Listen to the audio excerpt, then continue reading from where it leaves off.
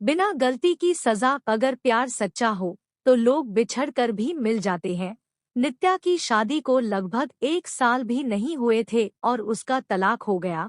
नित्या के घर वालों ने जबरदस्ती नित्या की शादी करवा दी थी। शादी के कुछ 3 महीने बाद ही उसके पति राकेश का व्यवहार बदल गया। वो नित्या से हमेशा झगड़ा ही करता रहता था। राकेश एक कंपनी में काम करता था और रोज शाम को देरी से घर आता था, क्योंकि ऑफिस के बाद वो दारू पीने के लिए रुक जाता था। घर आकर वो नित्या से हर छोटी छोटी बात पर बहस करता था, उस खरी खोटी सुनता था। वो नित्या को ये भी बोल देता था कि चली जा तू यहाँ से, मुझे तेरी कोई जरूरत नहीं है, बहुत मिल जाएंगी तेरी जैसी। नित्या उसका ये व्यवहार चुपचाप सहन कर रही थी। उसने अपने घर पर भी इसके बारे में कुछ नहीं बताया था। वो अपने घर वालों से नाराज थी। उन्होंने जबरदस्ती उसकी शादी जो करवाई थी। नित्या अविनाश से प्यार करती थी और जब ये बात नित्या के घर वालों को पता चली तो उन्होंने जबरदस्ती उसकी शादी करवा दी। अविनाश उस वक्त कुछ नहीं कर पाया क्योंकि नित्या के पापा ने अविनाश के खिलाफ पुलिस कंप्लेन कर दिया था कि वो नित्या को परेशान करता है और इसी कारण वो कुछ दिनों के लिए जेल में था। ये सब के बारे में नित्या को नहीं पता था। नित्या अपनी शादीशुदा जिंदगी में बहुत परेशान थी। कुछ महीने ऐसा ही चलता रहा। राकेश थोड़ा भी नहीं बदला था। फिर नित्या ने सोचा कि अब वो और उस रिश्ते में नहीं रह सकती और उसने राकेश से तलाक लेना का फैसला कर लिया और फिर उनका तलाक हो गया।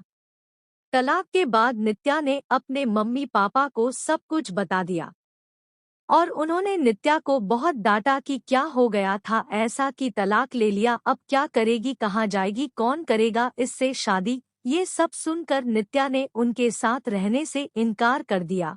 वो एक छोटी सी कंपनी में काम करने लगी और कंपनी द्वारा दिए गए घर में रहती थी। उसे कभी कभी अविनाश की बहुत याद आती थी, लेकिन उसने अविनाश से कभी संपर्क करने की कोशिश नहीं किया। वो सोचती थी कि अब उसे किसी पर बोझ नहीं बनना। वो अपने पैरों पर खड़ा होना चाहती थी। वो अपना पूरा समय अपने काम को देती थी। उसका काम इतना अच्छा था कि 4 महीनों में ही उसका प्रमोशन हो गया और वो अपने डिपार्टमेंट की हेड बन गई। प्रमोशन के 1 महीने बाद उसे उसकी कंपनी के तरफ से एक मीटिंग अटेंड करने के लिए विदेश जाने का अवसर मिला। नित्या अपने काम में बहुत तरक्की कर रही थी। अब उसके मम्मी पापा को भी नित्या पर बहुत फक्र महसूस हो रहा था। अब वो पछताते थे कि उन्होंने उसकी शादी गलत घर में कर दिया था। नित्या विदेश जाने की बात से बहुत खुश थी। 4 दिन बाद की उसकी टिकट थी। उसे कुछ खरीदारी भी करनी थी। फिर वो अपने ऑफिस के पास एक मॉल में गई। उसे कपड़े और कुछ मेकअप का सामान लेना था। वो मॉल में घूम रही थी, कपड़े देख रही थी, तभी किसी ने पीछे से उसके कंधे पर हाथ रखा। वो पीछे मुड़ी देखने के लिए और वो बिल्कुल अपने आँखों पर विश्वास नहीं कर पा रही थी। वो इंसान और कोई नहीं अविनाश था। नित्या उसे देखती रह गई। उस समझ नहीं आया कि वो अविनाश से क्या बात करे। अविनाश नित्या को देखकर बहुत खुश हुआ। दोनों के आंखों में आंसू के साथ खुशी भी थी। अविनाश ने पूछा, तुम यहाँ अपने पति के साथ हो क्या? नित्या उससे नजरें चुराते हुए बोली, नहीं। अविनाश ने पूछा, कैसी हो? नित्या उससे बात नहीं करना चाहती थी। वो नहीं चाहती थी कि अविनाश को पता चले कि उसका तलाक हो गया है और अब वो अकेले रहती है। अविनाश उससे पूछे जा रहा था। उसने बोला, कुछ बोलो। नित्या वहां से जाने लगी। उसने अविनाश को बोला कि मुझे तुमसे कोई बात नहीं करनी, तुम चले जाओ। अविनाश उसके पीछे पीछे जाने लगा। उसने कहा, मेरी बात तो सुन लो एक बार। फिर भी नित्या नहीं रुकी।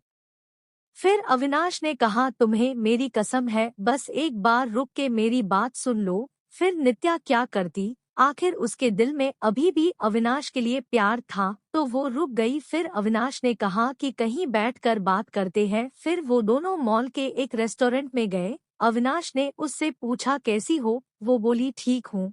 अविनाश ने उसके पति के बारे में पूछा कि वो कैसा है, तुम्हारा ध्यान रखता है ना? नित्या चुप थी। अविनाश ने बोला, क्या हुआ, तुम चुप क्यों हो, कुछ बोलो। तुम्हें कोई परेशानी तो नहीं है ना? नित्या बोली, मेरा तलाक हो गया है। अविनाश को ये सुनते ही एक उम्मीद की किरण दिखने लगी। उसने पूछा, कब और क्यों? नित्या ने उसे सब बताया। अविनाश ने बोला, फिर अब तुम अकेले क्यों रहती हो? तुम अपने मम्मी पापा के पास क्यों नहीं गई या मुझे क्यों संपर्क करने की कोशिश क्यों नहीं की? नित्या बोली, तुम अगर मुझसे प्यार ही करते थे तो जब मेरी शादी हुई तब क्यों नहीं आए मुझे लेने? कहाँ थे तुम? उस वक्त मैं बिल्कुल अकेली हो गई थी और मजबूरी में शादी हो गई मेरी। अविनाश ने पूछा, क्या तुम्हारे पापा ने नहीं बताया कि उन्होंने मुझ पे पुलिस केस था? मैं जेल में था कुछ महीने। ये सुनते ही नित्या चौंक गई। उसने कहा कि मुझे इसके बारे में कुछ नहीं पता। अविनाश ने उसे पूरी बात बताई। नित्या बोली, मैं माफी मांगती हूँ तुमसे अपने पापा के तरफ से। अविनाश ने कहा, अब वो बात को जाने दो, मैं भूल चुका हूँ वो सब।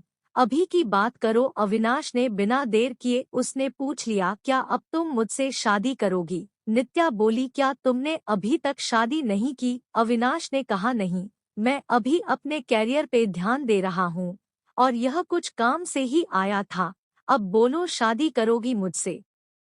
नित्या बोली, अभी 2 दिन में मैं अपने कंपनी के तरफ से विदेश जा रही हूँ एक मीटिंग के लिए। उधर से लौटकर इसके बारे में बात करते हैं। अविनाश ने कहा, पहले ही बहुत इंतजार किया है, अब और इंतजार नहीं होता है, लेकिन फिर भी जैसा तुम कहोगी वैसा ही होगा। दोनों ने अपना फोन नंबर दिया एक दूसरे को और घर गए। अविनाश उसे रोज फोन करके उसका हाल चाल पूछता रहता था।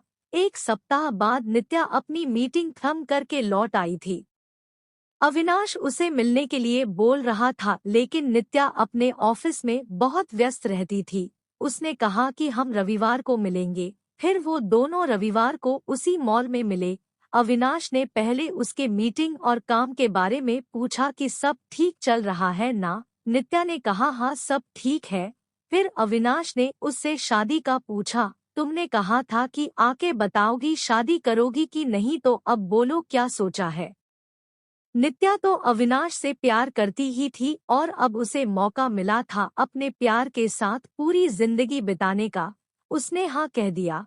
दोनों बहुत खुश थे। नित्या ने अपने घर पर अविनाश के बारे में सब कुछ बता दिया और इस बार उसके घर वाले उसके इस फैसले से मान गए, क्योंकि पहले उनसे एक गलती हो चुकी थी। अब वो फिर से अपनी बेटी को तकलीफ में नहीं देखना चाहते थे। 1 महीने बाद उनके परिवार ने उनकी शादी करवा दी।